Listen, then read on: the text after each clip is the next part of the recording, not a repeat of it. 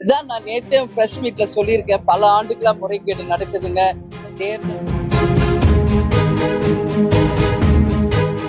அதனால எஸ்ஐஆர் அப்படிங்கிறது மட்டும் கிடையாது. தமிழ்நாட்டில் இருக்கிற ஒவ்வொரு குடியுரிமை பெற்ற எல்லாருக்குமே. வணக்கம், எல்லாரும் நல்லா இருக்கீங்களா? இன்னைக்கு எங்களுடைய 3ஆம் கட்ட சுற்றுப்பயணம் மதுரையில இருந்து ஆரம்பிச்சு டிசம்பர் 2ஆம் தேதி வரைக்கும் ஈரோட்ல நடக்க இருக்குங்க. உள்ளம் தேடி இல்லம் நாடி மற்றும் மக்களுக்காக காண மக்கள் தலைவருடைய ரத யாத்திரை. அதுக்காக இன்னைக்கு மதுரைக்கு வந்திருக்கேங்க. அந்த வகையில உங்க எல்லாரையும் சந்திச்சதுல மகிழ்ச்சி. வேற எதுவும் கேட்கணுமா? 1700 கோடி பெரிய நிறுவனம் ஆந்திராக்கு போயிருக்கு. தமிழ்நாடு முதலீட்டு ஆந்திராக்கு போயிட்டாங்க. எப்படி பாக்குறீங்க தமிழ்நாடு முதல்வர்? எப்படி பாக்குறது? கவலையோட தான் நான் பாக்குறேன். ஏன்னா இந்த மாதிரி ஸ்கீம்ஸ் எல்லாம் தமிழ்நாட்டுக்கு வரணும். அப்பதான் நம்ம நிறைய இளைஞர்களுக்கு வேலை வாய்ப்பு தர முடியும். நம்ம நாடு டெவலப் ஆகும். அதுல எந்த மாற்று கருத்தும் இல்லை.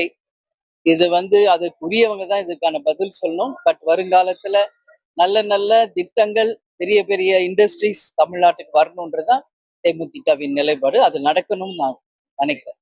திமுக எதிர்ப்பு தெரிவித்தாங்க. ஃபார்ம் விநியோகம் பண்ணும்போது அவங்களே கட்சிக்காரங்களே போயிடாது. இதான் நான் நேத்தே பிரஸ் மீட்ல சொல்லியிருக்கேன். பல ஆண்டுகளா முறைகேடு நடக்குதுங்க. தேர்தல் ஆணையம் தான் இதுக்கு ஸ்ட்ராங்கா டிசிஷன் எடுத்து ஒரு ஜனநாயக நாட்டுல ஜனநாயக முறைப்படி தேர்தல் நடக்கணும்.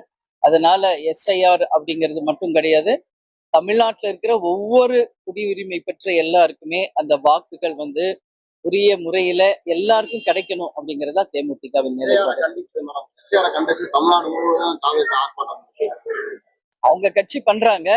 அதனால அத பத்தி எனக்கு ஒண்ணும் கருத்து. தூய்மை பணியாளர்கள் அது இப்ப சொல்ல முடியாது. ஏன்னா நான் உங்களுக்கு தெளிவா சொல்லியிருக்கேன். கடலூர் மாநாட்டில் அந்த டிசிஷன் அங்க இருக்கு. தூய்மை பணியாளர்களுக்கு 3 வேளை உணவு சொல்லி கொடுக்குறாங்க. ஆனா அவங்களுக்கு பணி நிரந்தரம் அந்த ஊதிய உயர்வு கொடுத்தாலே. தூய்மை பணியாளர்களுக்கு முதல் ஆதரவு கொடுத்ததும் குரல் கொடுத்ததும் தேமுதிக.